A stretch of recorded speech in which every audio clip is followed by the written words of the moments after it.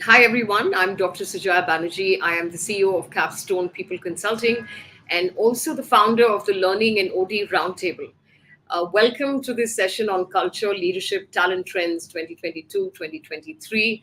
I'm delighted to have you all on board. As is customary, I will take you through the LNOD Roundtable and some highlights on the forthcoming events. Um, just some ground rules for you to be able to participate um, in this particular session. Which is not only important and pertinent, but can very significantly shape your thinking for the year ahead. Um, I recommend strongly that you take down copious notes. It's a learning event, so do keep something handy to be able to take away key ideas, key pointers that you might get out of this conversation. Um, we will make announcements on forthcoming events, so do diarize those. Keep the chat going on LinkedIn Live, and be assured that we will try and access as many questions as we can to be able to respond to you today. So, welcome everyone one more time to Culture, Leadership, Talent Trends 2022-2023. I'm Dr. Sujaya Banerjee, and I'm the founder of the Learning and Organizational Development Roundtable. I'm going to request Suneet to be able to help me shift the presentation and take you, those of you joining us for the first time, to be able to take you through a bit about the Learning and OT Roundtable. Um, Help me move forward on this to the next slide. About us and the Learning and Organizational Development Roundtable has existed for the last 12 years, and we remain committed to helping professionals from across functions, but particularly from human resources, from talent, organizational development, and related areas of work to be able to help you drive change, create mindsets for driving change, and for learning and for innovation, and to keep you edgy in the area of learning and innovation. So we have about 25,000 members. We have traditionally, in the in-person format, existed out of 5 cities. Most of the LNOD Roundtable work is now online. And so keep watching out, follow our page, and keep watching out for forthcoming masterclasses and events. We've run over 500 masterclasses, webinars, Twitter chats, and the rest. We also carry out annual studies that culminate into our annual seminar. Move forward, Suneet. And I have the privilege of introducing you to our very outstanding and accomplished governing council. You have Dr. Akhil Bastrai. You recognize a lot of the names there. Adil Malia, who's also speaker at the event today. Um, Rajeshwar Upadhyay, who runs Par Excellence and is also a faculty at the Indian School of Business. Rajesh Kamath, who runs Chanakya Consulting. Myself, Dr. Sujaya Banerjee, and I'm the CEO of Capstone People Consulting. Manu Wadhwa of Sony Pictures. Rajesh Padmanabhan, who also runs his own consulting firm. Ritu Anand, who heads diversity and inclusion for Tata Consulting Services. Bosco De Mello, who also works, with in academia and is also a leading consultant. Deborah Hume, who is a consultant and expert in the space of diversity and inclusion and the neurology of leadership, and Dr. Gautam Chenani, who is, with JSW for a while now and is also pursuing his PhD actively. He's also soon to be a consultant. So we're really excited to be able to present our governing council to all of you, all very accomplished, iconic people who have really outstanding backgrounds. Move forward. And the best transformation stories of Asia post COVID-19. This is the theme for our annual study. We've already started bringing in entries, and I'm very excited to let you know that there is an outstanding um, group of people who've joined our jury, and this is an absolutely opportune time for organizations to be able to present their entries in 13 categories. So do not miss the opportunity to be able to present your story, your transformation story post COVID 19. Organizations are full of exciting experiences during this time. So do document it and share it with the community.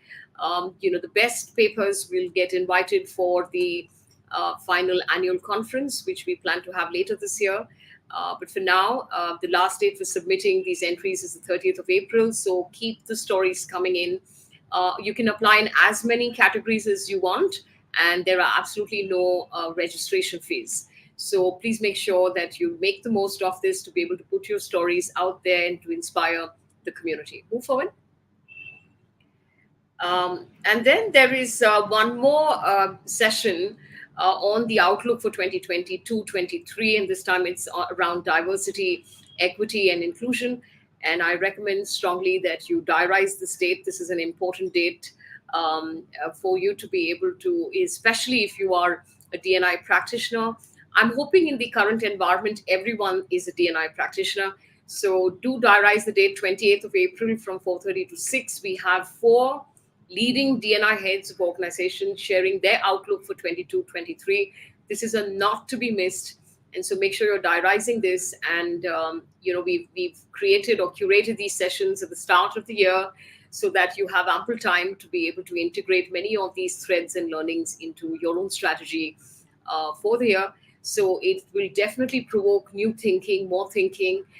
So diarize this, and we look forward to seeing you on the 28th of April. We present four leading organizations, DNI heads, who will present to you their outlook for 2022-2023. With that, delighted to present to you Culture, Leadership, Talent Trends 2022-2023. And joining me on this conversation today is Dr. Arvind Chinchure, who is an entrepreneurship development and an Industry 4.0 expert, and also the author of the book, The New Age Organization. We are going to engage with him in a separate conversation around his book at another point in time. But for now, I'm just simply delighted that he's part of this conversation and will bring in his expertise around technology and Industry 4.0 as he takes you through culture, leadership, talent trends for 2022-2023, the way he sees them. Dr. Adil Malia is also joining us today, and it's a sheer delight and a joy. Adil and I go back a long way. We've worked together for several years, and Adil has maintained his expertise in the space of leadership change and talent, and we're delighted to have him on board. He's the CEO of the firm. He is basically, like I said, an expert in the space of culture, leadership, and he's also an author. Myself, I am the lead for Capstone People Consulting. I'm also the founder of the Learning and OT Roundtable and the Women Leadership Forum of Asia. I'm also the author of the book, Switch, How 12 Indian Companies Manage Change Successfully. Lalit Jagtiani, very excited that you're joining us. Very happy to have you back. Lalit works out of Singapore, and he's a consultant. He's also an innovator, a speaker around transformation. Is the author of When Change Happens. And I'm hoping that each one of the speakers are going to bring in their own unique perspectives, not only to how they see leadership, culture, and talent trends evolve during 2022-2023, but each one has their own area of specialization and expertise. And I'm hoping you'll be able to gain from the conversation today. So I think with that, welcome Arvind, Adil, Lalit. Very excited to have you all on board. The format you already know, but we let our viewers and the people who are joining us today understand how it is that we're going to play out our conversations today. So this is not a regular panel discussion. Each of us are going to speak for 15 minutes each, post which we will do a round of Q&A, but this is a unique Q&A, which is where each of the experts ask questions to each other. So in sequence, I'm going to speak first. We're going to have Adil speak next. We're going to have Dr. Arvind speak third in queue, and we're going to close it out with Lalit's expertise. We'll do the questioning in the same sequence, which is I will ask a question to Adil. This is the conversation and the perspectives he's presenting here today. Adil will in turn ask a question to Dr. Arvind, and Dr. Arvind in turn will ask Lalit a question, and we give Lalit the privilege to ask me a question finally at the end. So we're going to try and maintain time, but I need all of you to be able to support us by keeping your chats live. Share your perspectives as we go along. Uh, there is a lot to be shared. You have four people who do work in this space. We advise C-suites of various organizations. We're advising boards of various companies on these themes. There is a lot that's available here, so I'm going to try and advise all of you to be able to ask us some questions so that you can take away more than what it is that we have on the outlay today. So 15 minutes with each of us, and then we'll try and do the Q&A round.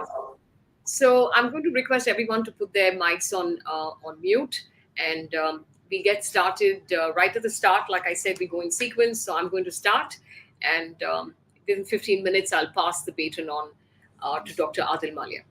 So with that, welcome one more time. Our theme today is Culture, Leadership, Talent Trends 2022-2023. And I'm really excited to present the first segment on this. I think the purpose of why we curated this theme is so that you can reflect and relook at your own strategies, what you've planned, what you've understood about the environment in the context of the opportunities you have to be able to drive culture change, the opportunities you have for being able to build the kind of leadership your business requires, and for you to be able to understand what the trends are in the area of talent across the board. And what we're bringing to you is not just our unique, undiluted perspectives, a lot of them rooted in research, and many of them coming out of our work in this space with, putting the four of us together. There's some hundreds of clients that we're talking about at this point in time. So a lot of these are India perspectives, and the research is most certainly India research. So I think with that, let me get started. I want to talk to you today about Culture, Leadership, Talent Trends 2022-2023. Sunit, help me move this forward. I'm still not being able to move the slides. So I'm just going to ask you to keep helping me by saying next. So I think there is no doubt in our minds as we start performance year 2022-2023 that the world around us has very significantly changed. The last 2 years have been full of disruptions. And there've been many instances, and I'm sure many of you who've joined this conversation here today are part of organizations that have proactively driven change to be able to cope with this very disruptive environment. So some organizations have naturally flown towards being able to drive change, have adapted, have adjusted their skills to be able to drive both survival and growth in this very disruptive environment. There's some organizations that have been forced to be able to pivot, forced to be able to change, but they're changing nevertheless, albeit a little more slowly as compared to some organizations who took to this earlier, had the wisdom to be able to see the opportunities, the immense opportunities that these times actually bring. So notwithstanding the adversity, these times have brought with it immense opportunities to be able to offer an organization that is very different and much better to both improve the lives of your employees, your customers, and the world around us. And the pandemic has been a live classroom, and I've maintained this right from the start. It's been such an incredible live classroom. Practically everything that was needed or required, the reflections, the learning, the manifestation, all of that has become so immensely possible during these very trying and these very disruptive times. These disruptive times have also posed many challenges in the area of basically acute disparities, inequities, have posed challenges in the space of climate change, challenges in terms of burdening both the healthcare system and the supply chain, created acute labor shortages. There have been the challenges around advancement of technology. There have been immense challenges and immense opportunities. But the pandemic continues to be the space where the organizations that have recognized the opportunities have marched ahead to be able to do significantly differently as compared to organizations that still lag behind. Move forward. I'm going to start with my very first trend, and I'm hoping you're taking note of these as they go along. The first one I'm going to call out is in the context of collaboration, where I think one of the things that came across very meaningfully in the last 2 years is a deep realization within most organizations, across organizations, that you can't do it alone. That collaboration can't be something that we're paying lip service to anymore. Um, you know, uh, Moving from me to we, or that we is better than me, is the way to be able to move forward. And so there is increased energies within organizations to be able to collaborate, to be able to work together, to be able to have shared energies around being able to achieve goals. Organizations driving a lot of that alignment across teams, organizations working, attempting to be able to work together and not just paying lip service to how great collaboration might really be. Another shift that we're seeing in the space of collaboration is the change of leadership style, which is the ability to be able to start now with greater confidence, combining compassion and accountability. And I think we had huge amounts of confusions around this in the last 2 years, but I think that's settling down, and a lot of organizations are beginning to be able to make decisions around people, talent, culture differently, by being able to combine both compassion and accountability. So the leadership styles, a lot more work in that space, ability to be able to show resilience and care, and to yet be uncompromising on what it is that the organization is trying to achieve. So good movement forward on that front. Several organizations having gone back to the drawing board to relook at what it is that the employees want, what is it that they care about. Building strong connector roles within the organization, focusing on how the importance of the people manager within the organization. Lots more investment on being wanting to develop the people managers across the organization, and recognizing what a huge connection they can actually drive within the organization. But the sense of community, and that there is power in the sense of community, this deep understanding on human connectedness and humaneness, and that has such a significant impact on engagement and on performance.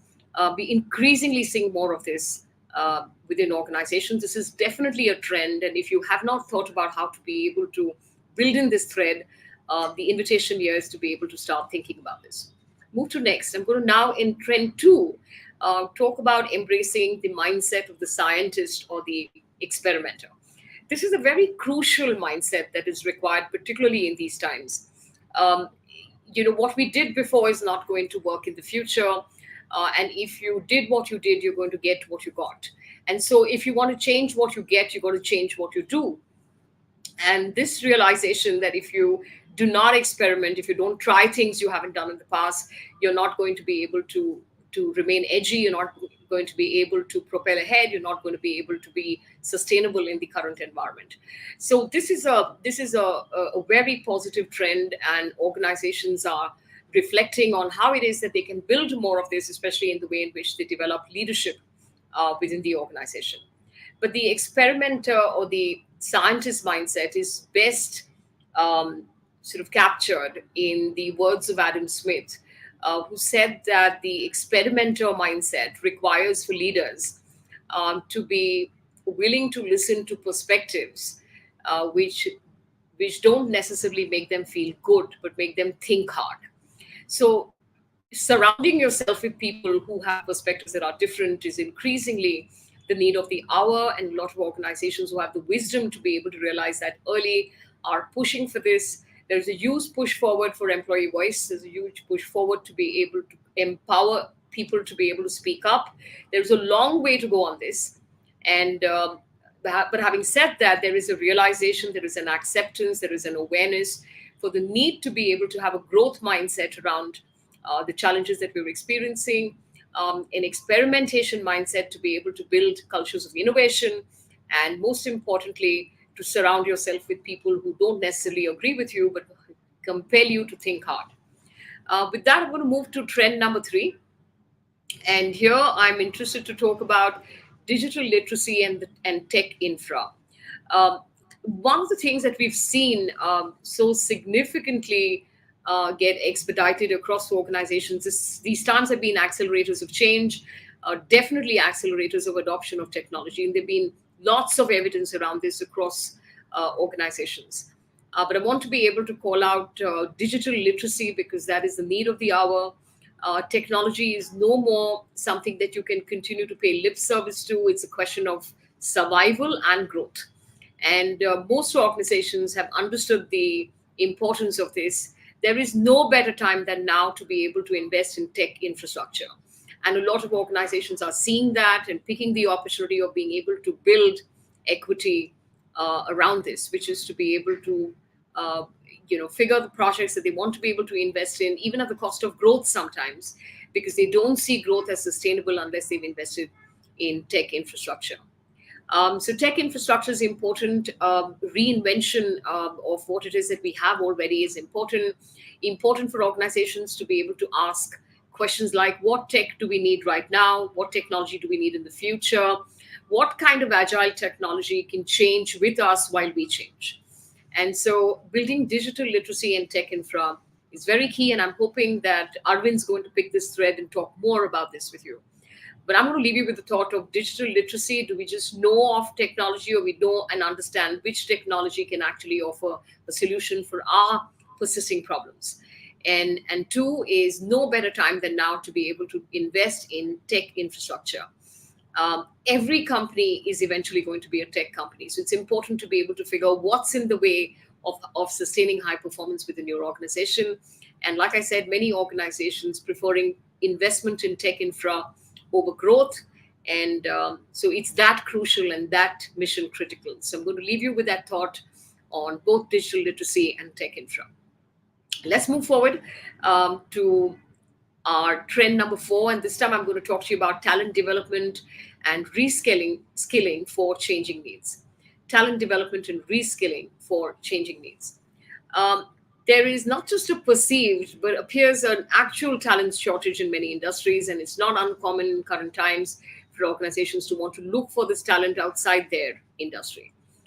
There is also an opportunity now to be able to look at the talent that's already available within the organization, and many organizations investing in upskilling and reskilling existing talent using technology for internal mobility, and a lot of progress in the space of being able to invest in coaching, mentoring, training the talent that's already available inside the organization.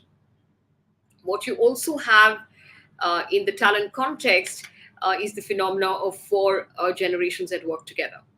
And coupled with that, you have increased life expectancy, as a result of which many of the early Gen X and boomers are looking to work longer within organizations. They have the ability to continue contributing, and it's not uncommon for many organizations to go back to the drawing board to look at how they want to be able to construct their talent architecture to be able to accommodate those who are willing and able to be able to continue contributing to the organization's future.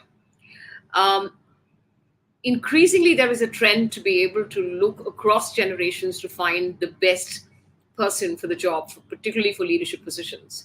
And that position itself may be shifted around across people over a period of time.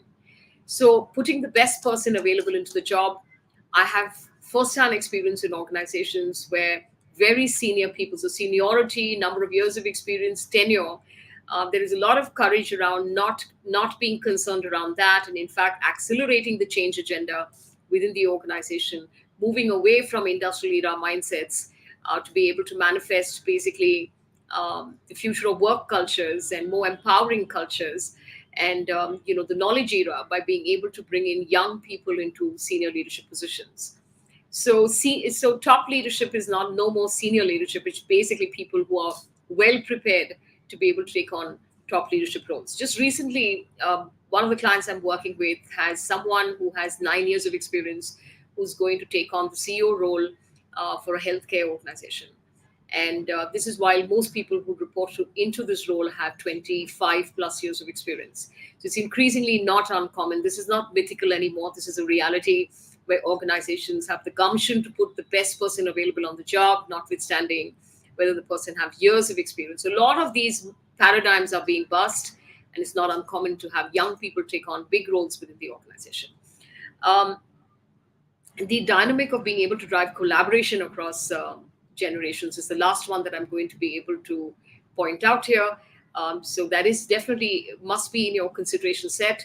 It's not something you can just take for granted. And especially when you have the power dynamics changing in this manner, along with multiple generations with their own perspectives and mindsets that exist together within organizations, need to have the cultures to integrate the millennials, to integrate Gen Zs who are coming into the organization, and to have a continuing value proposition for them to want to stay within organizations and continue to contribute and continue to grow. So careers becomes a very significant piece that organizations will need to take a relook at. With that, I want to move forward to trend five. And here I want to talk about building diverse and inclusive cultures to manifest equal opportunities. This is one of the dire needs within organizations. Again, leaders need to take the lead on this to be able to actually become models who actually uphold beliefs on diversity, equity, and inclusion within organizations.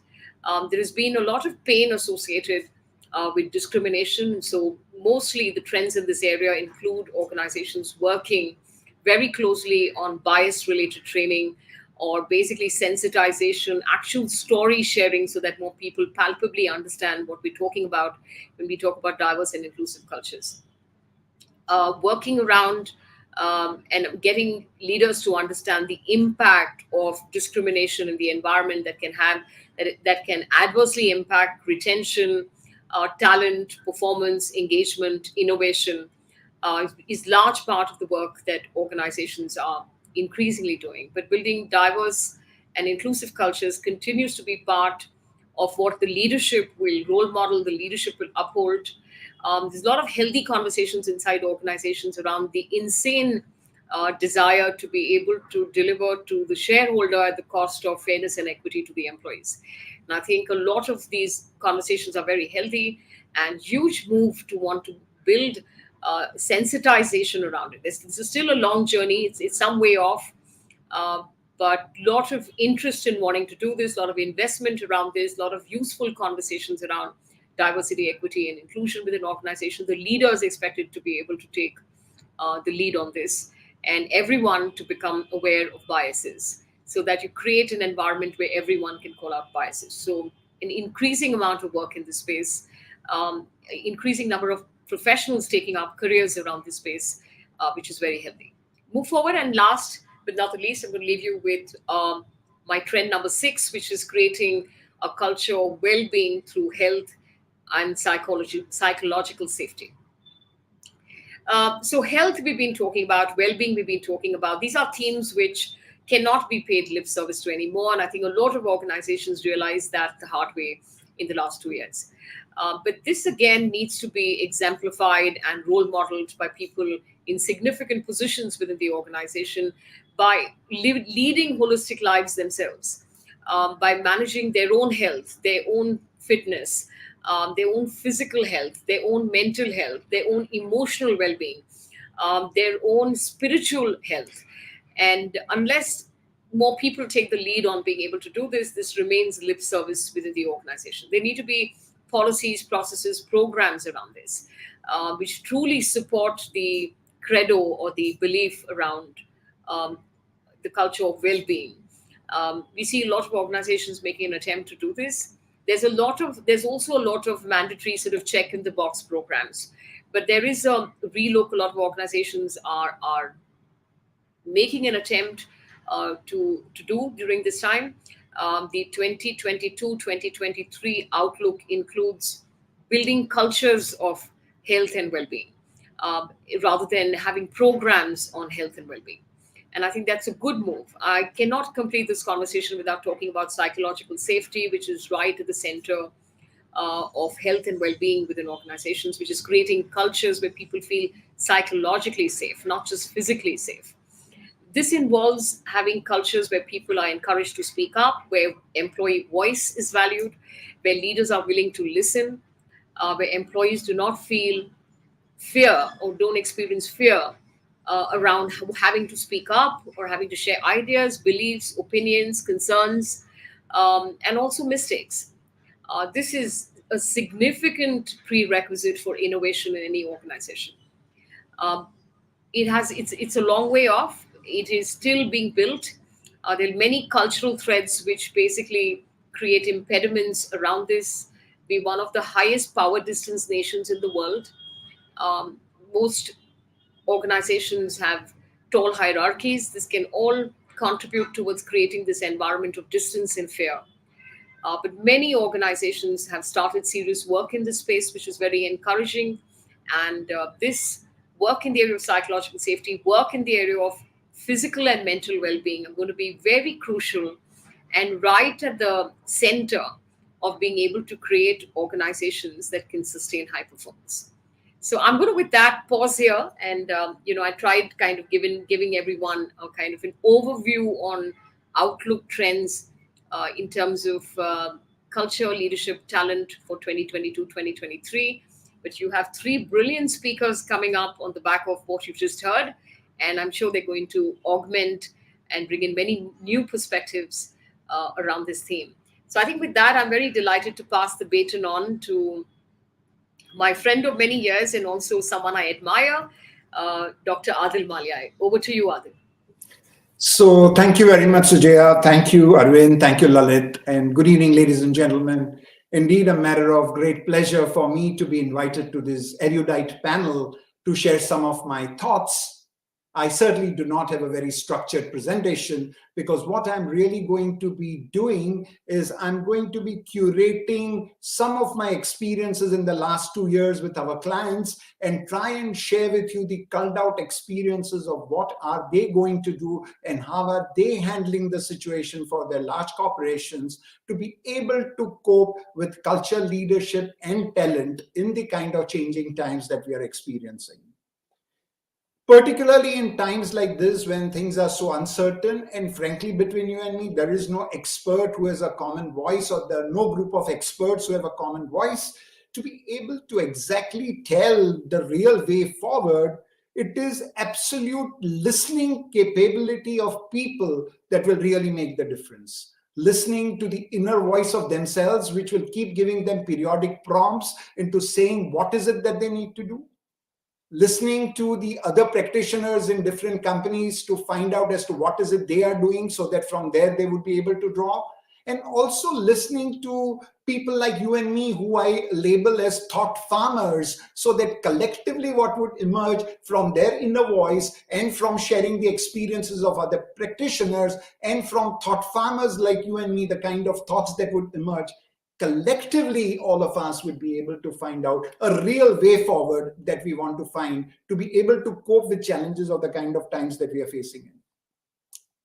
If you look at the characteristics of the kind of times that we are currently living in, I would say that we are living in a state of continuous vulnerabilities defined by black swan events and leapfrogging digitization. So we are in a state of continuous vulnerability. We are never going to be, and don't ever expect to be, in a kind of state of stability where you feel that you're comfortable and you're going to see through the future without making any changes. No, no, no.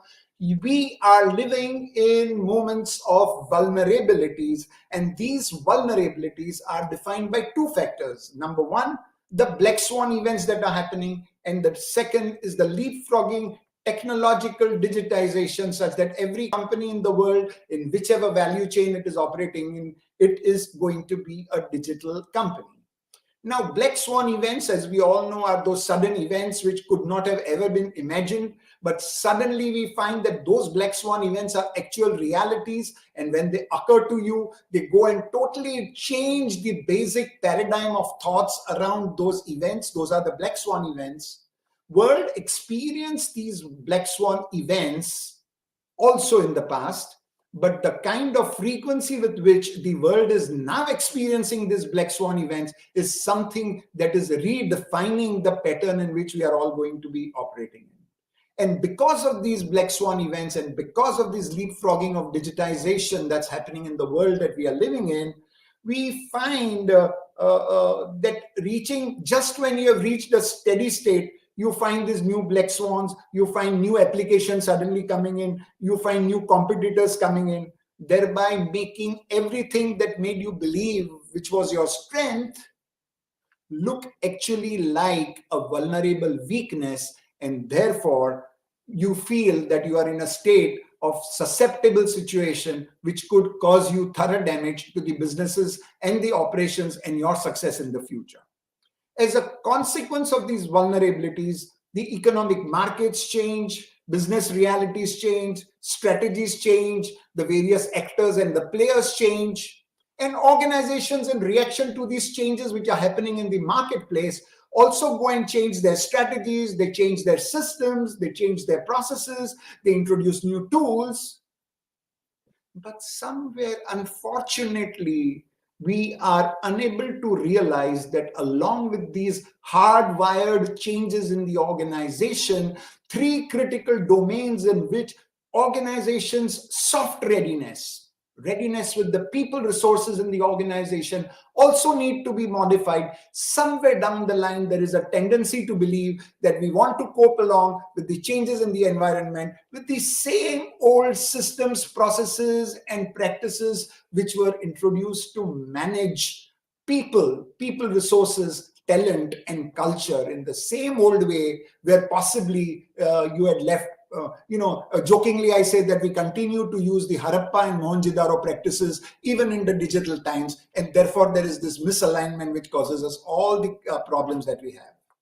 So therefore, it is very, very critical that in the kinds of times that we are facing, we need to have a total rethought, a total redesign, and a total understanding which is different in how and what kind of cultures will prevail, and therefore what are the trends in the culture we see around, what is expected of leadership, and what do companies believe are the changes in leaderships that they want to introduce, and therefore as a consequence of it, what are the talent changes in terms of their capabilities and in terms of the competencies you see in the people. How are these changes, and what are these changes? What are the distilled changes, trends that we are seeing happening in these three domains? No brainer to say that culture, leadership, and talent, the three critical elements of soft wiring, need to be continuously aligned with the hardwiring changes you make in an organization. Only then will you be able to keep getting the balance that you require to succeed. So I'm going to be first focusing on the culture and try and share with you what are some of the trends in the culture that I'm seeing, so that, if these are the trends which are apparent to you as well, or maybe your organization is experiencing similar trends, well, there are common understandings that we can arrive at. Number one, you need to understand that when we talk about culture, in the etymology of the word culture, there is a cult, C-U-L-T, which means centered around a group of people who represent a certain element of power, and as a consequence of which, they are power brokers who do three things. Number one, they define the norms of behaviors in their culture. They ensure strict adherence, rigid adherence to those norms and cultures in the group for their behaviors. Number three, if there is any alienation or if someone tries to behave in a way differently from the defined norms of the group, then he's alienated, and then systematically he's rejected from the culture. Now, that's the kind of definition of culture, and that's the kind of very rigid cultures that we have seen operating in most of the companies. Some have gone through the transformation journeys, and which is why you will be, very clear when you say that most of the companies today are working on agendas of cultural transformation. Why are they working? Because the cultural transformation has not happened. Therefore, they are working with old cultures in trying to succeed in new environments. So number one is what most, so the question is, what are the tendencies of the new culture that we are seeing? All right. Number one, that rather than limiting the listening to the voice of a handful of power brokers, as was defined in culture of the cult of the culture, defined power brokers defining what the culture is, the entire paradigm we see shifting is listening to the voice of all the stakeholders, particularly employees, in trying to define the culture. So the first trend I see shifting is from the voice and the control of the power broker to the voice of the stakeholders and the people who are going to define. So the rigid cultures have got to shift by listening to the voice of the people who are the greatest stakeholders, all kinds of people, whether they are employees, whether they are buyers, whether they are suppliers, purchasers, etc., all of them included. All right. The second is that from the rigidity that the culture brought in, what we are seeing is that there is a tremendous amount of flexibility and playing the ball as the ball deserves and not deciding a kind of a fixed style in which all balls have to be handled. So the earlier rigid environments were defining cultural patterns of handling every situation that came across to them in a particular fixed pattern or way in which it was to be tackled, versus realization that organizations need flexible cultures and every challenge that is thrown up into the organization needs to be actually handled at its face value, and interventions need to be bespoke and not standardized as it was done earlier. The third was that culture, as I tried to explain to you earlier, has a certain element of non-diversity. Everyone needs to be looking, behaving, thinking the way the power brokers work in the organization. That was the old way of working, versus we find that there is a tremendous amount of diversity that is coping in.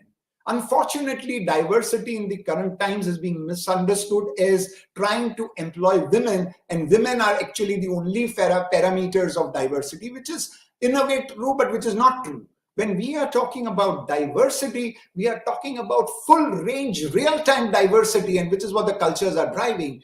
Gender diversity, color diversity, religious diversity, regional diversity, and most importantly, diversity of thinking. What do I do with all diversity if the view only of the boss was to be carried on? Therefore, this organization, which is in the transient state, which is changing to suit the new times, is going to facilitate diversity such that people of any color, caste, creed, sex, knowledge, qualifications, regions could actually come and express diverse opinions on several critical factors of the business, and that is very important. Therefore, diversity shifting from its basic physiological denominators to real mental and emotional denominators is a kind of change that we are seeing.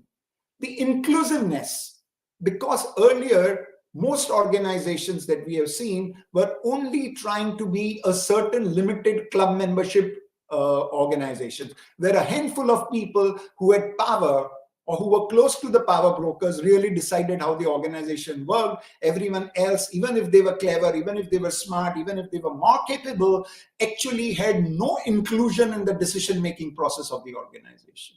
A cultural trend we now see shifting because the experiences of the people who are working in your organization are actually outdated. They have not got the experiences of working in the new world, versus the people who are younger, who are experiencing the new world, have actually equipped themselves with knowledge, capabilities, and skills which are going to make the organization ready for the future. And that's the greatest change. Experience was valued at a point of time. New capabilities are going to be valued at a point of time. And that is the dimension of culture that is very, very important. And it recognizes bespoke contributions for bespoke rewards.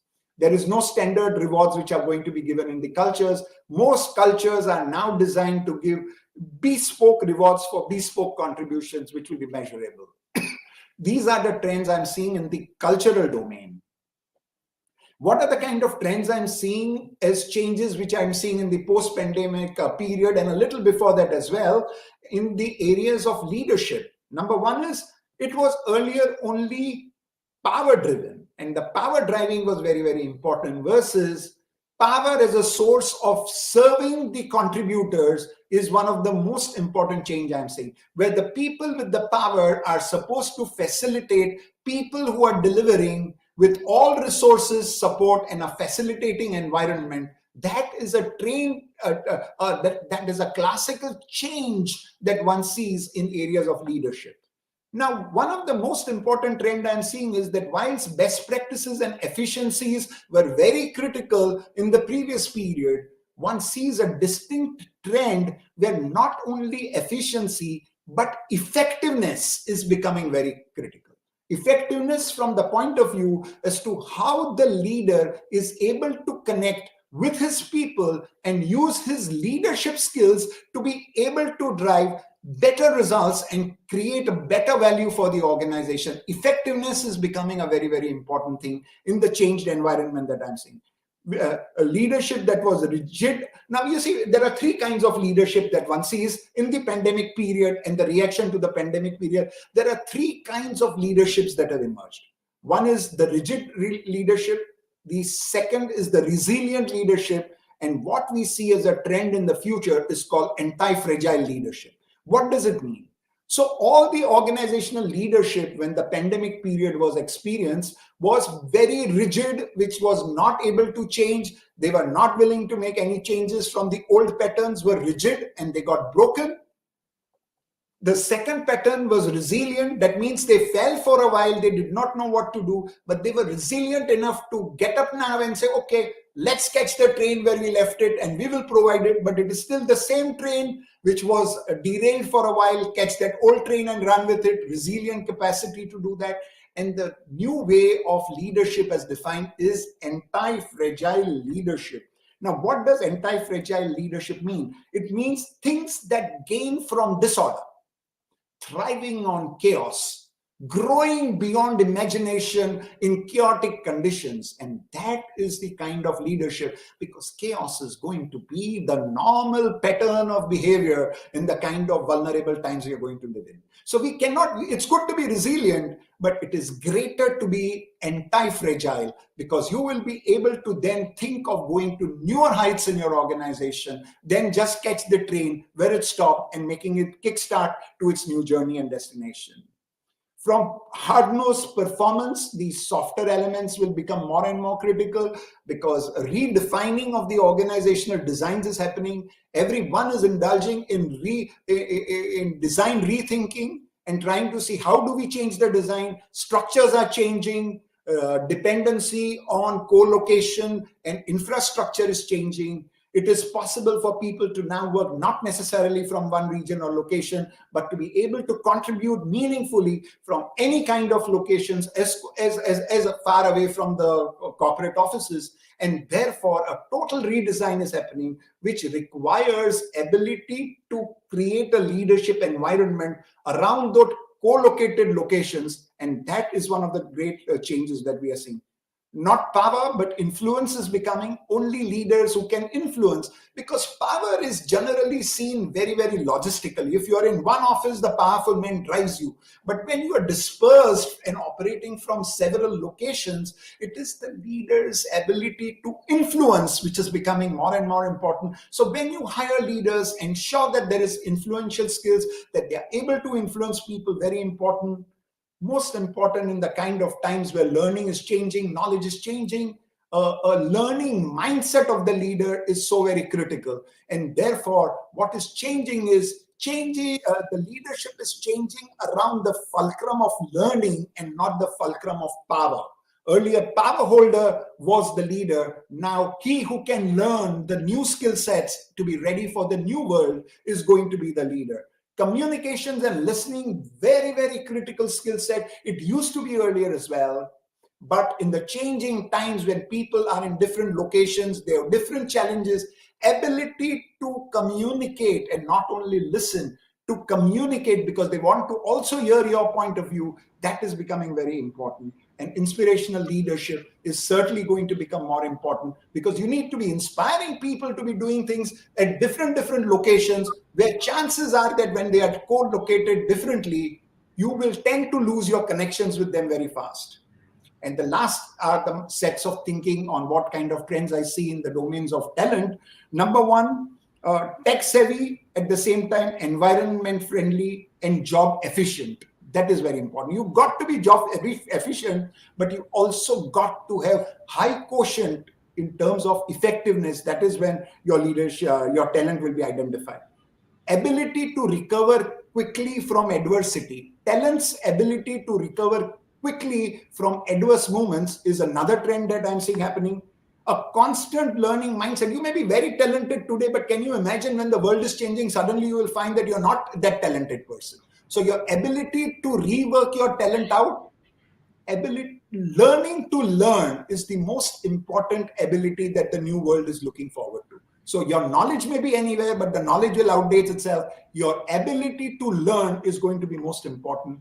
Creative design thinking is another important thing, because you are totally redefining the world, you're totally redefining the systems, processes, and programs. Therefore, a design thinking capability is one of the ingredients of the leader of talent. And moving away from defined periods, because people will move their jobs. People are no longer thinking in terms of lifetime jobs. People are thinking in terms of defined period. Ability of leadership and ability of talent to extract maximum value within the short term defined period of stay of talent in your organization is one of the most important skill sets. And Adil, we've contribution. exceeded the time limits. Can we try and close this out? One last point, and I'll close it. Contributions, uh, charge, not rewards driven. So it's not only your compensation based driving, but also your rewards, which become very important. Sorry, I exceeded the time, but as I started speaking, I just got into the flow of it. So my apologies for any exceeded the time. No, not at all. This was lovely. Thank you, Adil. I think with that, we're going to pass the baton on to Dr. Arvind Chinchure. Dr. Chinchure, over to you. So thank you, Dr. Sujaya. This is such a pleasure and honor to be part of this event. I know time is very, very short. Both speakers, they spoke about the overall trends within the organization, leadership, and the culture. So what I will do is I will just focus on the impact of technology on organizational culture, leadership, and talent. So let me go to the next slide, Sunit. If you look at what Adil and Sujaya were talking about, is the era of digital and fourth industrial revolution and how critical it is. This is an example that we can experience. For example, when I look at Novartis, which is a very, very traditional, century-old pharma and life sciences company, is now transforming to become data and AI company, which is a very, very interesting shift that we see in the way the organizations are changing. And Novartis is a very, very special because it's a very, very large company. It's a legacy company. It's a century-old company. It's into the traditional business of a pharmaceutical and drug discovery. So that's the shift. Now, the fundamental question that we can ask is what makes this shift happen within the organizations? So if I look, Sunit, can you go to the next slide, please? So I'm going to talk about two major trends for this kind of a transformation that is happening around the world. The first trend that we know, and that trend is technology continues to grow exponentially. So what does this mean to the organization, culture, leadership, and the talent? So Sunit, if you can go next slide, please. So when technology is exponential, but if you look at as humans, we are very, very linear. The way we grow, the way we think, the way we progress, it's always hardwired within us as as linear thinker.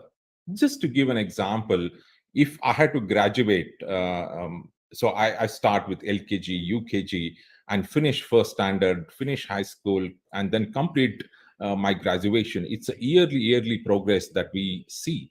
If I look at my progression, or generally the progression that happens within the organization, is mostly linear. Even increments are very, very linear. So this is the big tension that we have today when technology is going exponential, but humans are traditionally are very linear.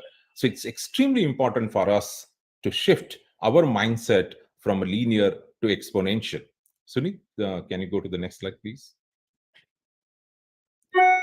So for this, we need to build that exponential thinking. But what is that exponential thinking? When I discuss and have deliberations within the organizations, what is the aspiration of organizations and leaders? They want to grow 10%. But in this era of exponential technology, 10% is not enough. We need to look at, can we grow 10x? Now, if you look at organizations, most of the organizations, they're looking at quarterly certain growth. It's a very, very near-term focused organization, but exponential organization are thinking, can we have a multiple horizons when we want to grow?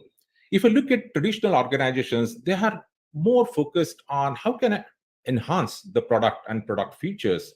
But if you look at exponential organization, they are saying, because of access to the technology, can I build a product which can become a breakthrough solution? And as Dr. Sujaya said, the companies where they are risk averse, they shift slowly, moving towards experimentation. I think that's the kind of a thinking, new thinking that we need to have when it comes to the exponential changes that are happening in the technology. So, next slide, please. So when we do this exponential thinking and bring that exponential culture within the organization, there is a tension when it comes to the people within the organization, when they initially see that the initial growth of the exponential products and solution is slower when compared to the linear. So it's very important for us as a leaders within the organization to recognize the fact that exponential change initially happens slow, but later it just grows so fast that it outbeats the linear growth that generally as leaders we want to achieve or we are focusing on. So if you go to the next slide, Sunit, the next trend that I see is that technologies are converging. So first trend is technology is exponentially changing, and in the second trend we are, and this is a very, very powerful trend, and this is a very recent trend that I see that is happening, is that technologies are converging. If you go to the next slide, Sunit. And this is very interesting. If you look at earlier, all these technologies were in working in isolation.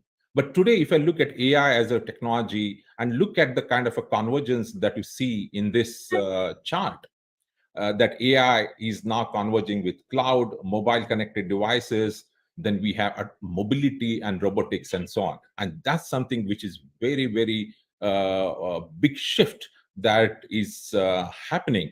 And I was just wanted to just read the last sentence of this report, which says that we believe that historians will look back on this era as one of unprecedented technological ferment, and they will say everything changed. And that's something unimaginable things that will happen when the technologies start converging. Sunit, next slide, please. So now what it means when two major technologies converge. For example, in this case, we are saying that the information technology and operational technology, they have converged. When these two major technologies converge, then we have a seamless connect between the physical operational things like machines to all the way cloud. And in this seamless connect, we build a system which is a very, very unique system, and that system we call it cyber physical system, or we even say we can create some kind of a twins in manufacturing, or for that matter in the services industry. And this convergence has led to what we call as the fourth industrial revolution. So Sunit, go to the next slide, please. So if I look at the industrial era began somewhere in 1780, and today we are living in the fourth industrial era, which just recently began in 2013. And all these industrial revolutions have a direct impact on not only industries, but also people, culture, and even to the economy. And if I look at India, we are in a very, very unique situation because we did not participate in first two industrial revolutions. We did participate in a small way in third industrial revolution, particularly when I look at IT services. But I feel that fourth industrial revolution is an opportunity for us to really lead and grow economically as a nation.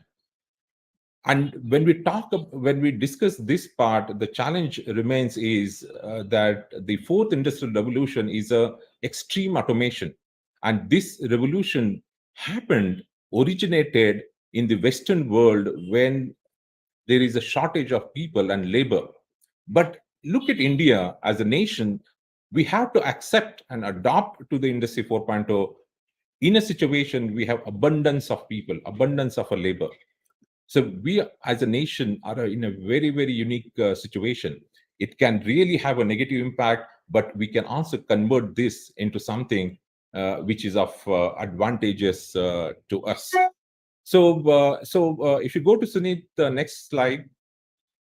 So how this is going to impact on the leadership? For example, if I take leadership as an example, so in the previous era, we were just focused on product enhancement.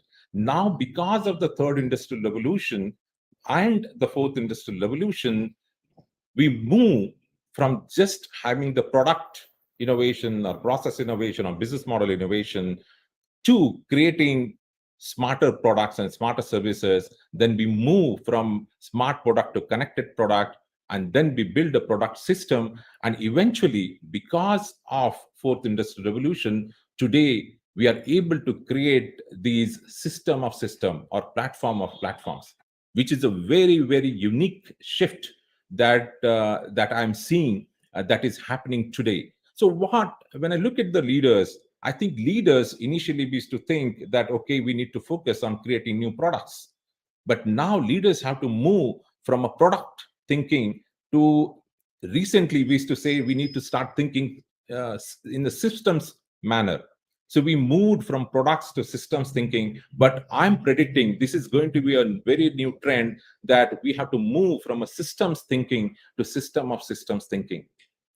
So it's extremely, extremely important trend that I am observing, and it's a new concept that is emerging in recent time. And the reason it is emerging, it has become very important because of the convergence of technology and the fourth industrial revolution. So Sunit, if you go to the next slide, please. So how does this impact, fourth industrial revolution impact as far as talent is concerned? So the World Economic Forum has launched a new initiative, which they call it Reskilling Revolution. It's very interesting. And this particular program says that in the world, we need to upskill or reskill 1 billion people by 2030. And this is a huge number because it's a one-third of the working population in the world. And what is the economic impact if we don't do this? The economic impact could be as much as $11 trillion in just G20 countries. So that's the kind of a shift that technology is making.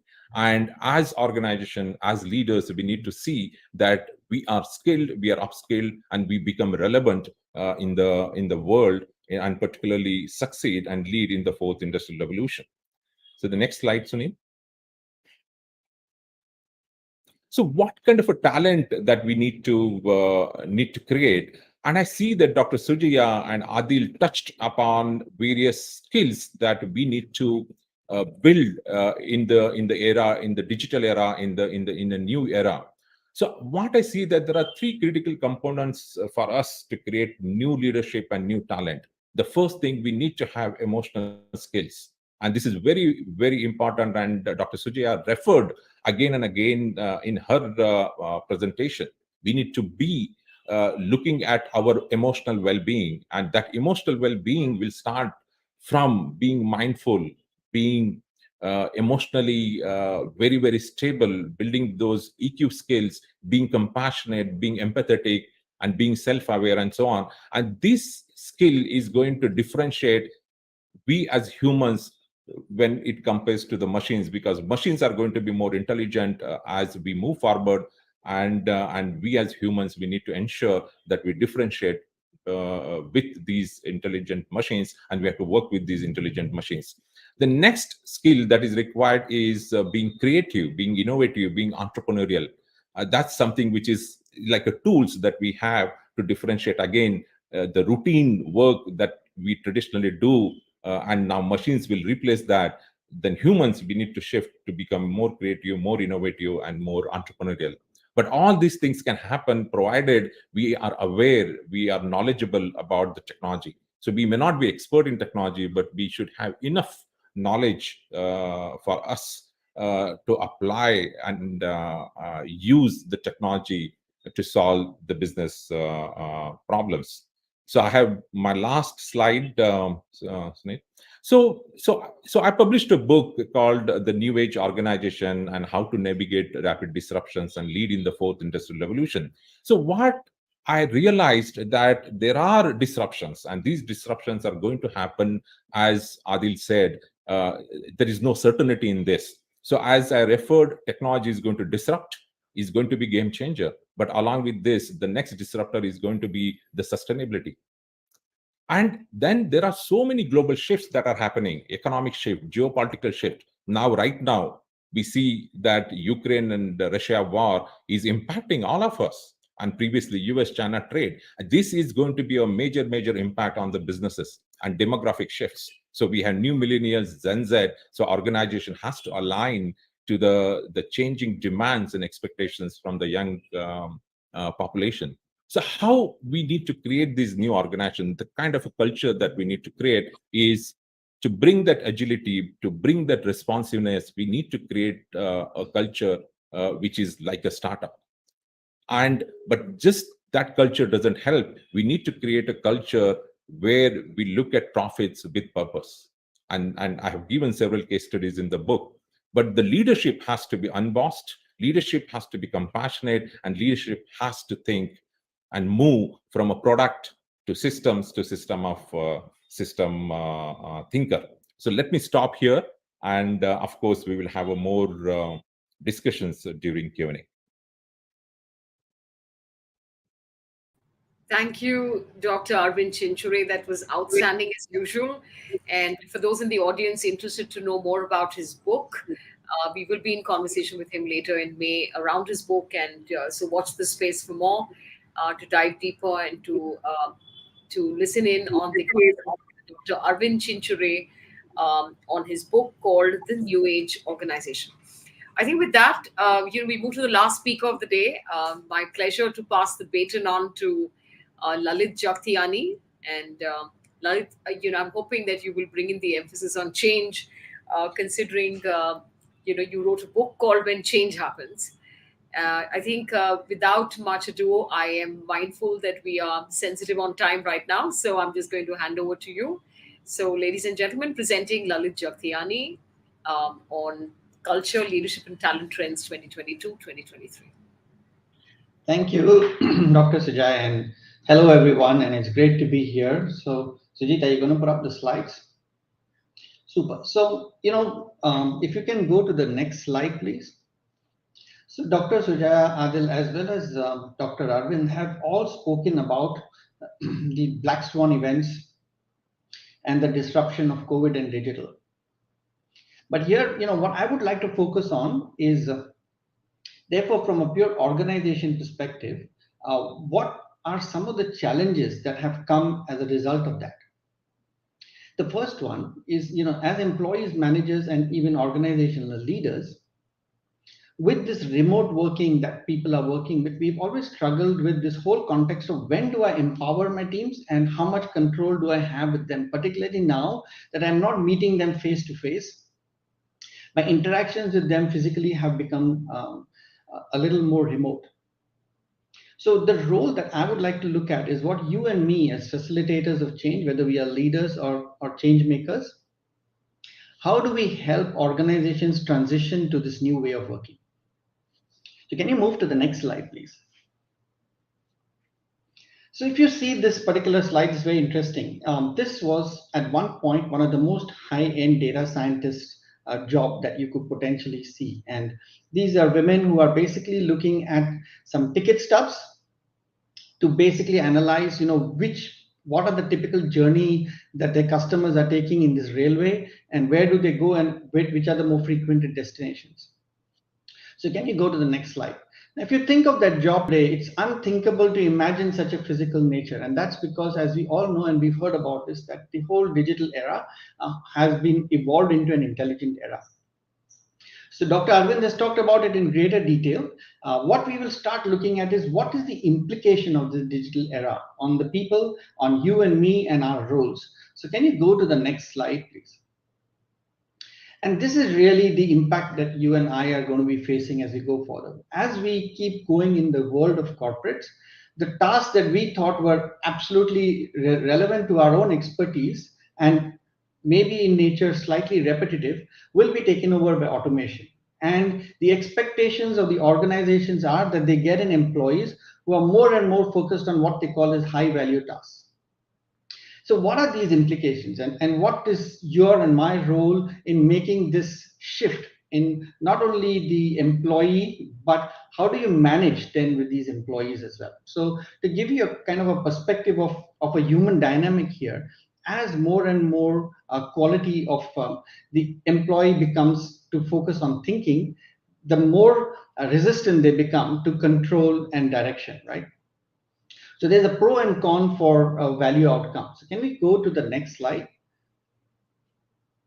So why is all this relevant? So, the reason why we are saying that, this new employee is relevant for us is because in this whole intelligence era of machines, it requires more skills around creativity, diverse thinking, instead of following prescribed thinking. If you are following a prescribed way of doing things based on standard data inputs and based on a standard analysis, you're going to be replaced pretty quickly. So what you need from the employee of the future is somebody who's being able to create unique insights from the data that we have, not the predictive insights which the machines can provide.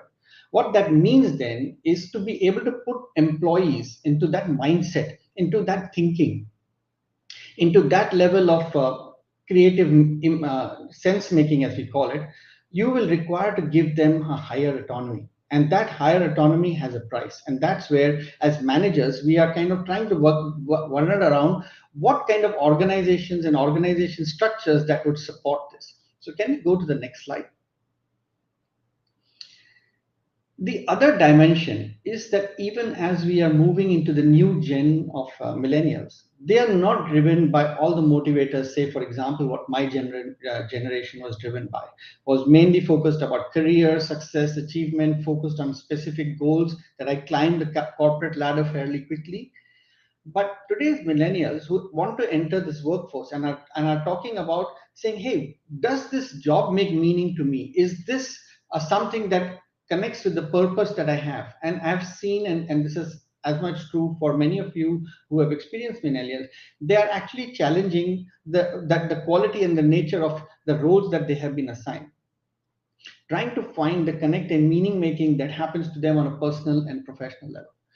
And the other challenge, like we said, is because when we are shifting into this high intensity of human experience, the kind of skill sets that we typically need, you are struggling to find them, primarily because what you're looking for is differentiated thinking, you're looking for innovative insights, and these are skills that are not very visible. These are not skills that you can kind of very clearly articulate and roll for. It's a combination of attitude, it's a combination of the way you're constructed, and it's a combination of the freedom that you provide these employees to be able to achieve that. So there is a difficulty in getting and finding and even nurturing such employees to make that happen. And of course, as we all know, as employees, their expectations on what they're expected to do is also changing. So can you move to the next slide, please? So what are we talking about in this new gen organization of the future? We are talking about teams, basically, and that Dr. Sujay alluded to, moving away from I to the we concept, moving more into ways by which we can work together in collaborative ways that encourage the diversity of thinking, encourage differentiated thinking, because predictive thinking, like we said, is low currency now. It's not something that you need from your employees. That's something that potentially a machine will do. So let's then start looking at what's the next outcome that we need to achieve. So can we move to the next slide, please? Yeah. So, this is what I would typically call as the shift, where organizations in the past, the reason they rewarded and hired employees, or they analyzed and assessed employees, were based on their intellect, their initiative, their diligence. But as we move further into what we are calling the organization 2.0, you are looking for a different metric, and that's about passion, creativity, and also their ability to take initiative in scenarios that are pretty unclear and pretty challenging from an individual perspective. So therefore, when you are working in ambiguity, you're working in scenarios that the outcomes are not very clear. You want your employees to be able to navigate that, use their own thinking, and to be able to drive that. So this is what you're starting to look for from an employee. But guess what? What kind of organization structure do you think such an employee would need to be nurtured and built? So can we go to the next slide? So if we kind of look at the organization structure, and Dr. Adil pointed that to, we are working with archaic and Mohenjo-daro structures. The organization structures that we currently have do not nurture this kind of freedom and thinking. If you think of the current the hierarchical system, which all of us are used to, which is a typical command and control top-down organization with distinct lines of authority, it had its time, it had its space, because at that point of time, what you wanted is a routine, repetitive, structured outcome from your employees. It served its purpose, and it worked very well and achieved the results that it needed. And therefore, it became one of the most dominant structures that we had. Then we moved in, as we moved to a more global space, into more hierarchical kind of an organization, which is more like a mix or a bottom-up or a matrix-driven organization. While that did give flexibility, it did give people the ability to adapt, adopt, work across multiple teams, multiple geographies. The focus, of course, has always been that you need to have in that particular organization the right kind of decision maker. But one of the challenges with this kind of an organization, as you can imagine, has been this whole complicated fluid governance. And the fact that when you're working in an organization that's metrics, sometimes it happens that employees have more than one manager. And this whole dotted line and solid line and double solid line created confusion and chaos and stress in an employee who was then asked to perform multiple tasks, which sometimes were very diverse in their very nature. And the cross-functional teams created demands on them that were not coming out of a structured work environment. So there have been challenges in that. And obviously, these led to conflicts, and these led to, obviously, challenges in resolving those conflicts. So there have been pros and cons in both these structures. While they have worked, they have and been largely the main dominant structures of organizations of today.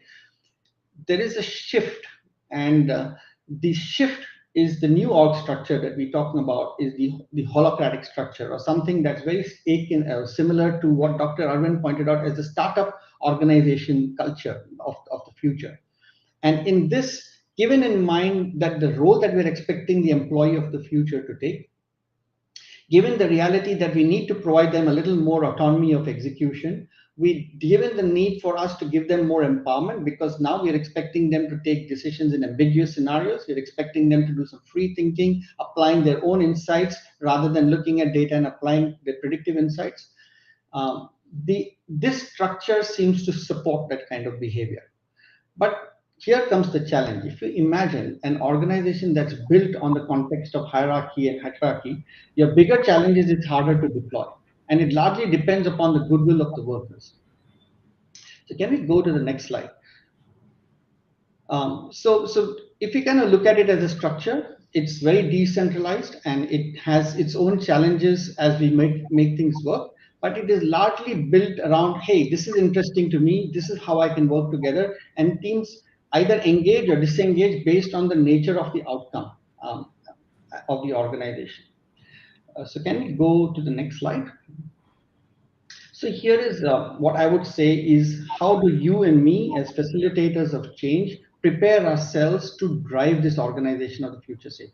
So just to be very clear, the holocratic organization has not been a very successful model in the conventional organizations. And therefore, as teams like you and me as facilitators, we need to have a path. And the path is by setting it up gradually, allowing a shift to happen as people get more and more comfortable in moving this forward.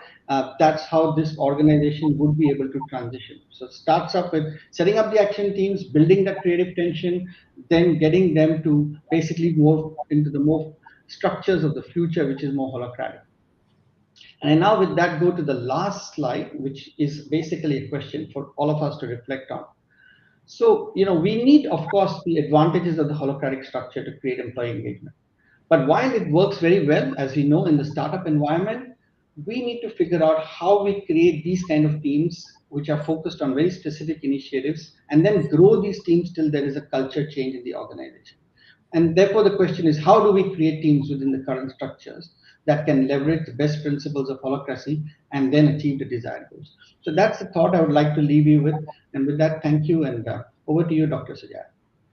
Thank you so much, Lalit. That was extremely insightful with many new ideas, and I'm hoping that the audience has, taken down copious notes, and we'll try and see how it is that we can make some of these decks available to you going forward. But thank you, Lalit. That's been wonderful. We left with only a few minutes to be able to wind up the session, but I didn't want to miss the round robins of asking each other questions. We just have to be very sensitive on time and keep the answers brief as possible. So, if it's all right with all of you, I'm going to get started by asking Dr. Adil Malia a question. So, Adil, I have the privilege of asking you a question. So, first of all, thank you for a very animated and a very inspiring conversation. I think not having the slides worked very well because you spoke really from the heart, and I think. A great session which actually explained a lot of the concepts, in very practical kind of scenarios. So thank you for doing that. My question to you is, you spoke about what diversity and inclusion would really mean in these times. And I'm just from my own experience, and because we run the Women Leadership Forum of Asia, you're aware of the forum and our experiences. We find people obviously at different stages of evolution in terms of having adopted or worked around diversity and inclusion. Very significant mid-sized, small-sized organizations that haven't even started the journey yet. And to me, my question really is that, especially when you talk about diversity and inclusion, what is your view around the fact that because it basically is centered around the idea of equality and the United Nations Sustainable Development Goals and the rest of that, but the idea of equality that finds its space into any constitution of any country. And therefore, the idea of equal opportunities is not new. It's right at the center of many pain points within societies, and especially in a country like ours with high disparities. What is your view around the opportunities of being able to create legislation, particularly around regional and other diversities that you actually spoke about? It's currently, a best effort basis agenda. It's left to the prerogative of individual organizations whether they want to work around this or not. Whereas, would you agree that it's too serious an agenda to not have to create some degree of, and I know that, we've been advocating culture over compliance, but I'm wondering whether the times come to be able to create compliance around this so that you may build the culture for diversity and inclusion. And I was reminded of that because you expanded the idea of diversity and inclusion to say, what does that really mean? And where do we go beyond women on this agenda? So sorry for the longish kind of a question, but I needed an answer from you on what's your view around this, because it still appears to be best effort basis if the leadership wants to or they don't want to. And I'm just wondering whether this can be left open to the choice of organizations. And I know in some areas you do have some compliance, few and far between to be able to make an impact on an extremely important agenda. So over to you. So, Sujaya, nature created everything equal. The inequalities have been created by human behaviors, all right? So, nature created men and women equal. He created all opportunities equal for men and women. It is the human intervention which created inequalities, which is more cultural.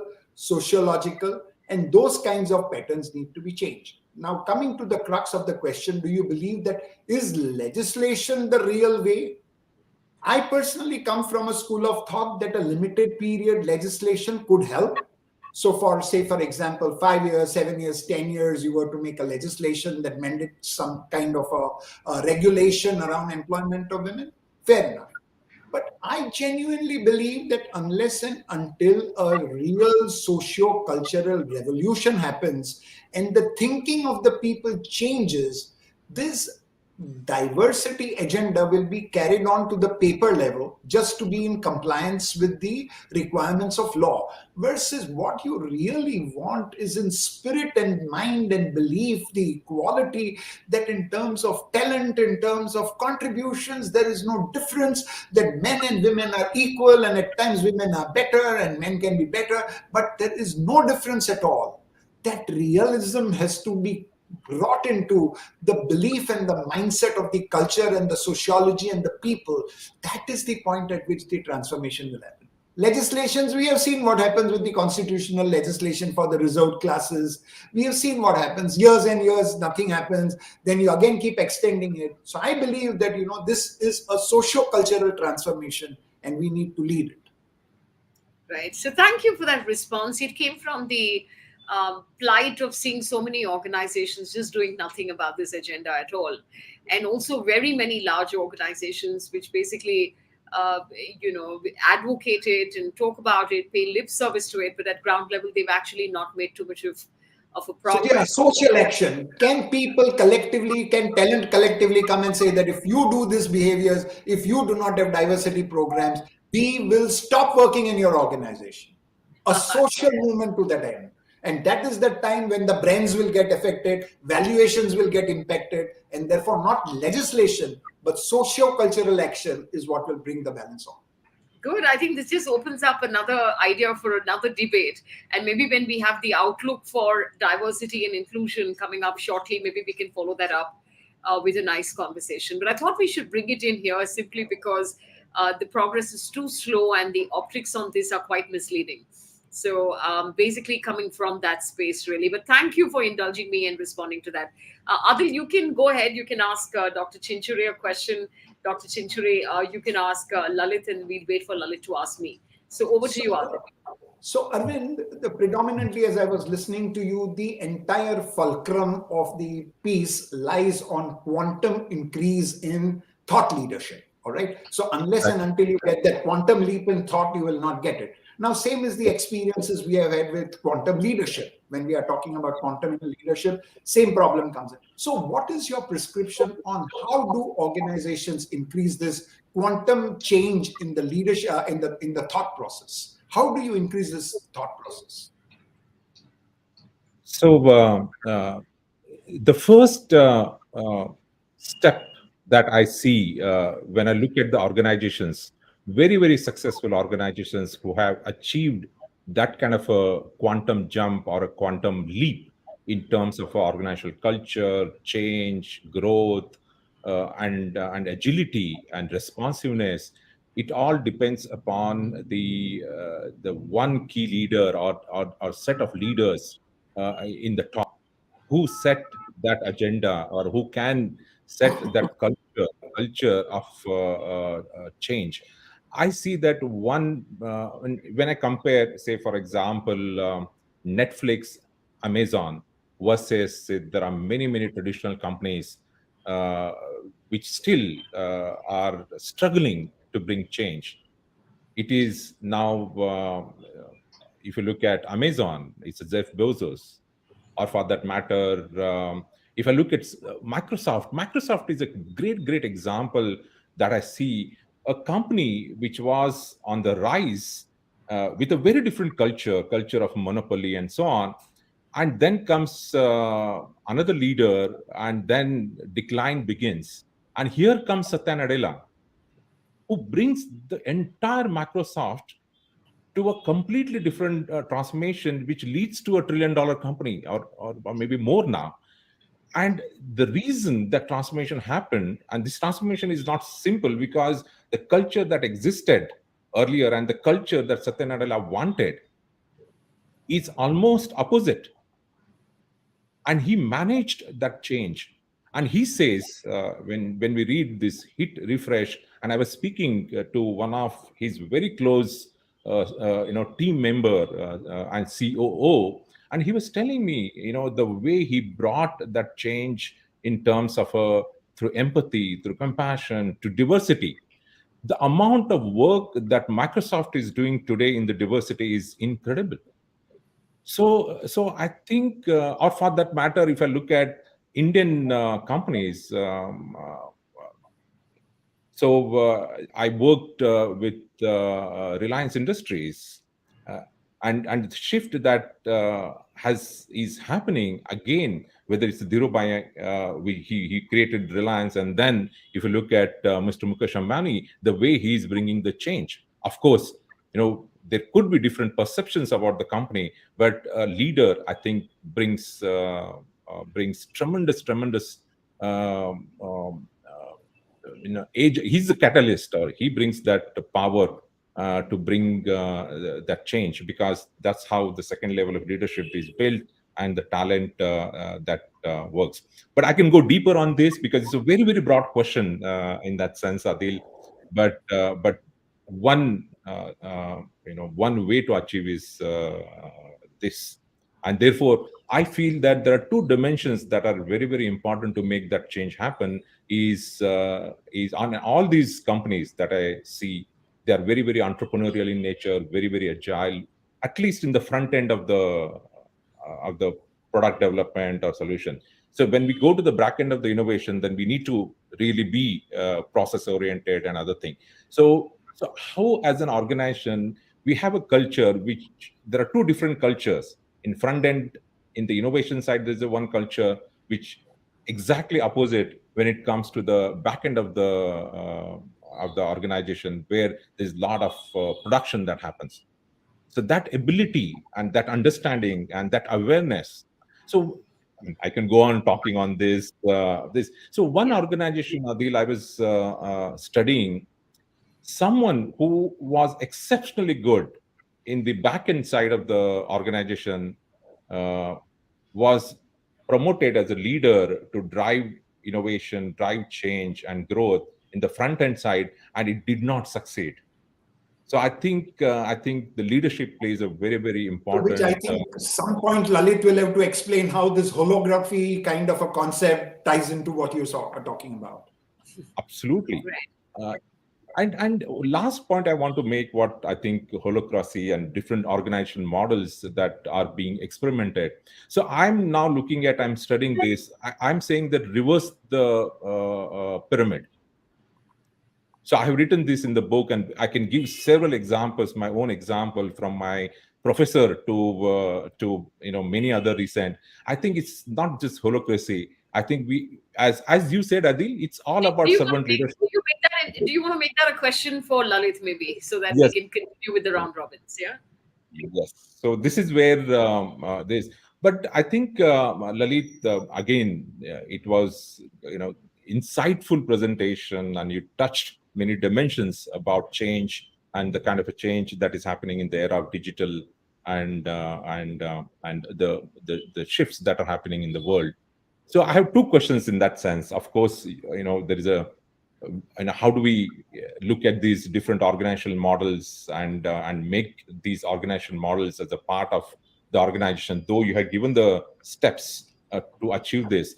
But one very specific question that I have, Lalit, is see, look at now in the demographics. So I was speaking to a chairman of a company, and he says that middle management is not adding any value to the organization, particularly in digital technologies or IT companies, because there are digital natives who can do better. And then we have digital migrants who are leading digital natives. So it's a very very different challenge. And how do we handle this? One side there are digital natives, and other side there are digital migrants, and these digital migrants are becoming leaders, and and they can't handle the situation. So over to you, Lalit. Yeah. So in one word, it is fire up entrepreneurability. So most organizations, what they are doing is they are basically creating innovation challenges, and they are putting those innovation challenges out there. and they're asking their teams to basically, whoever has a big idea, to kind of come forward and run it forward like a startup. And I think this whole culture, because like you said, migrants need that sudden burst of inspiration to be able to fire up that whole different thinking. And this has worked really well. And we've done work with organizations to really fire up their innovativeness, which is getting this middle layer to leverage their expertise, but also getting that entrepreneurial spirit fired up inside that organization. For want of time, we'll probably keep it here. But a question for you, Dr. Sujay, to wind up actually, because I guess we're much over time. Yes. We talked about the me to we, right? So, how prepared, in your view, are organizations for this kind of a shift? So I think that we struggle with collaboration in most organizations. I think collaboration is a theme that we pay most lip service to, and there is very little or no collaboration. Most organizations have a challenge of teams working in silos. There's limited or no communication. A lot of mistrust sometimes between teams. A lot of power play among team members, and across teams. I think it's very disconcerting, especially for people who are new and who are just starting off within organizations, to be able to even understand how to get their arms around it. I think a lot of values trapped in these relationships, and I think increasingly with the crisis situation and the pervasive and persisting crisis situations, I think most organizations are waking up to, you can't just take this in your stride. This is not something that you can just allow. There is, like I said, performance trapped, value trapped uh, within these relationships, and I think automatically in some organizations, in the midst of the crisis, a lot of these walls broke down. There's more community working together, more collaboration, more co-creation, more valuing of collective intelligence, more distributed leadership, more distributed power and authority within the organization. That automatically happened because when a crisis occurs, power initially centralizes to the top of the organization. But when it's as pervasive as the pandemic has been, it eventually travels down to people who are closest to a problem. And I think so organizations created their own cadence of being able to work together across teams to be able to solve problems. So some of it has organically happened. A lot of it is also happening in a more concerted manner, to be able to make sure that there is low tolerance for poor collaboration, for poor communication across teams, and the rest of that. And the mechanisms of working together, the willingness and the mindset shifts around working together have improved pretty dramatically. The other challenge around this is, the sense of we that we're talking about is also many things have impacted many people. And so as a result, I think the kind of spirit of Ubuntu, if you want to call it that, understanding the interdependence of human beings and their existence, or their definition of being a human being defined by other people, has definitely, I think there is more empathy within organizations. There is definitely more human connectedness within organization. A lot of organizations are talking about initiatives like Dil Se, Humane, at the core, many of those kind of phraseologies which we didn't hear so intensively earlier. And I think that's wonderful because you're celebrating human connectedness. And I think understanding that this business of basically division, non-inclusiveness within organizations have a huge impact on engagement, on teamwork, on productivity, on morale, on retention, on contribution, on sustainable performance. I think there's a huge realization around this across the board, and far lesser tolerance for this for non-collaborative behaviors, and that's why I called it out as a trend. And I think it's a very positive fallout of a crisis. And I'm hoping that organizations are able to sustain that, because human beings have a tendency to be able to go back to old bad behaviors once the crisis ends. So I'm hoping this is going to be a sustainable trend within organizations. It's very positive, and I'm very excited that so many organizations are talking about human connectedness. Didn't see it so much, so frequently being spoken about earlier. Didn't see interventions within the organization for more communication and connectedness. So all in all, I think this is good going. It's headed in the right direction. Right, thanks. Great Okay. insights. Thank you. All right. So thank you, everyone. And thank you, whoever's in the audience who's still there. We will have a recorded version of this out. Do diarize 28th of April for connecting with us on Outlook 22-23. You're going to listen to four leading, very outstanding heads of D&I and CHROs who will talk to you about their own journeys and what they have laid out as important and areas of focus in the D&I space during the coming year.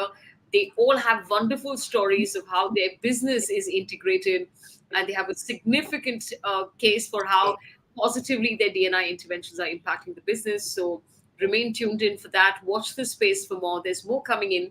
But meanwhile, at this time, I just want to say a big thank you to our three panelists who came in, and thank you for the effort you've taken. Thank you for your generosity in sharing. So many thanks, Dr. Arvind Chinchure. Thank you very much, Dr. Adil Malia. And thank you ever so much, Lalit. It was wonderful to have you back on board. And I think you shared so many gems. So thank you for coming in on board. So take care, everybody. We're going to wave off here, and see you soon at the next streaming of our next masterclass, which is on the 28th of April. There's more coming up in May. Those of you interested to know more about some of the books that we spoke about earlier, look up Lalit Jagtiani's book, Dr. Arvind Chinchure's book, my book called Switch: How 12 Indian Companies Manage Change Successfully. I think with that, we'll wave off and say bye-bye. Thank you, everyone, for finding the time for this. I hope you found this meaningful. And take care. We see you at the next masterclass. Thank you, everyone. See Thank you later. you. Thanks. Bye bye. Thank you very Bye-bye. much. Bye-bye. Bye bye.